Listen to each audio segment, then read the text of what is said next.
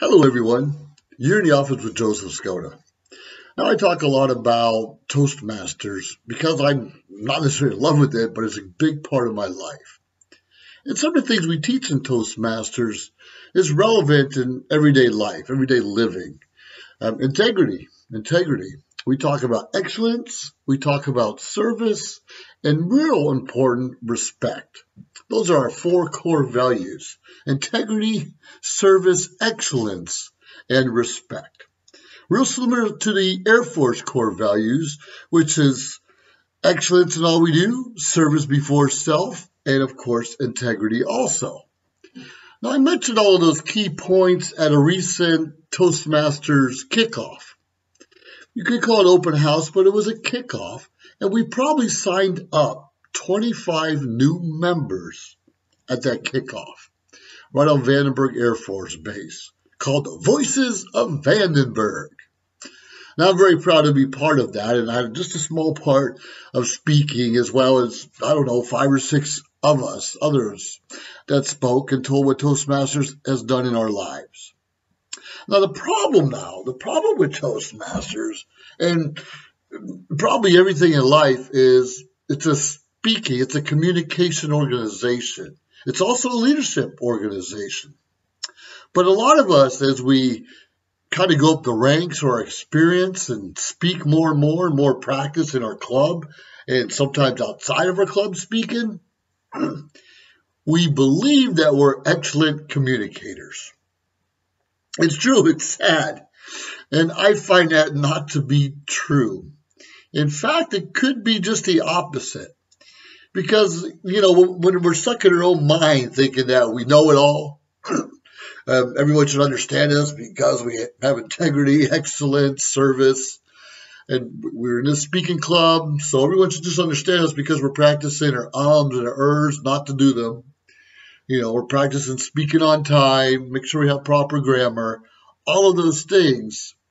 And it's just automatic. You wake up, and when you say something, the other person is going to receive the message and understand it. That is not always the case. That is not always true. Sure, I can speak in front of a crowd of hundreds of people. I really can. And I can give a pretty strong message. And when those hundreds of people leave, they're going to remember something I said. That's true. I'm good at that. But the personal, everyday communication, especially with a loved one or a friend, is sometimes misconstrued. Sometimes not really understood, the point that we're trying to get across. And I notice it's not just me. I don't know how. Sometimes you see husband and wife and they're both in Toastmasters. And you try to figure out, well, it's got to be hard for them to go home, and one might just want to correct the other one's grammar. Oh, that's going to be ugly. That's going to be ugly. So we all need to be careful with what we think we know, and need to be careful that the other person may think they're communicating properly, and that may not be the case. So how do we fix that? What do we do? Well, first we have to be true to ourselves, right? We need to figure out, going back in Toastmasters, when we do give a speech, we have an evaluator also. Now, that evaluator is there to help us become a better speaker, point out some of our flaws. It could be our gestures are wrong. Maybe we're rambling on and not pausing when we should. Which way you're standing or facing. Make sure your back's not to the audience. Little pointers that we can all use. In most speeches, we're also supposed to write our own introduction.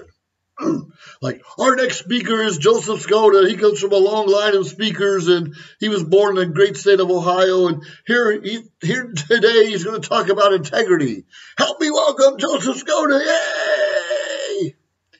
Small introductions, but very important if you want to be properly introduced and for your audience to know what you're talking about. Now, going back to my topic.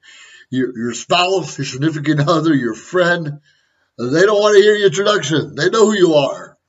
And they want you to talk to them personally, one-on-one.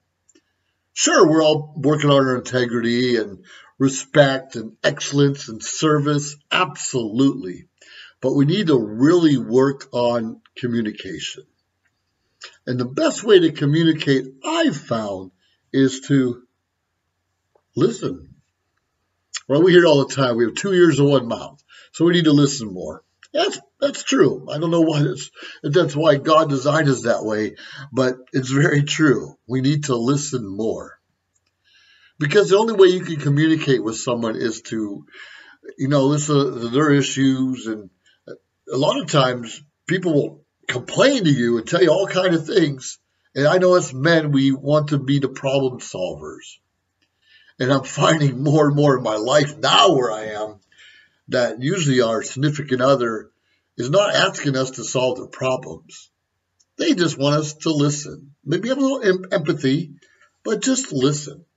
And if they do want our help, ladies, you need to ask us because we get confused sometimes. We're men. If we want to solve the problem and you won't let us, we're making a mistake. If we don't help you with your problem and you want us, we're making a mistake. Just let us know. That's part of the communication process.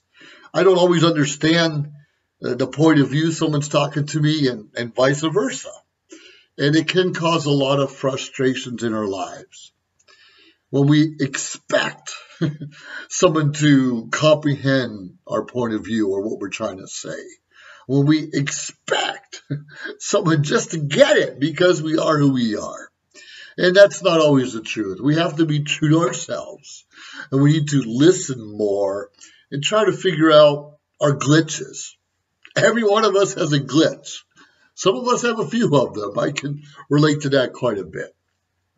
Anyways, I had this great Toastmasters kickoff, and we have at least 25 founding members. In fact, I even had some shirts made for them, and it should be really exciting as they're going around strutting their stuff and going to learn the Toastmaster strut one of these days. But I also ask each and every one of you to bear with them. None of us will become excellent communicators overnight and may not happen in 1 year. It could be several years. But bear with us and help us to understand, help us to learn, help us to listen. So we can be better orators, better communicators, and more importantly, better people in society. Each one of us has a gift, and most of us have to develop that gift. And it's a real big problem if you do not know what that gift is. Now, there's a lot of people around us that will tell us we're good at this and we're not so good at that. Pay attention. Or better yet, prove them wrong or prove them right and develop that skill and become bigger and better than you even thought you could be. Now, in Toastmasters, I'm using it to help out my leadership skills as well as my communication. Sure, I've been leading companies and squadrons and people for many, many years, as well as managing. And managing is a different thing than leading. You should manage resources, but lead people. And you lead people by listening to people, giving them respect, showing your integrity, and above all, giving service. You're serving others. If you're in any organization just for yourself, you eventually will fail. Sadly, you eventually will fail. Now, I'm a goal-oriented person. You tell me what I have to do to reach the next level, or you point, whatever it is. If I have to change tires on 16 cars in an hour, and that's going to get me the next level, I'll find a way to do that. A lot of us are goal-oriented. Others are more emotional oriented, and social beings, because we're all social beings. We want to please one another. And in the meantime, hopefully we get happiness out of it also. They're all great. But find out who you are and let others know who you are and work on a better you. I think that's the common genre or commonality that a lot of our speakers had the other day, is we're working on becoming a better us. And sure, Toastmasters is one of those avenues because we're working on the communication and leadership skills But regardless of what you decide to do in life, find an avenue, find a mentor, find a coach, find a system that will help you be a better you. Anyways, those are my points of the day. And understand, even though we're communicators, we're not necessarily always understood. This has been Joseph Skoda. Have a great day, and I look forward to chatting with you again. Bye.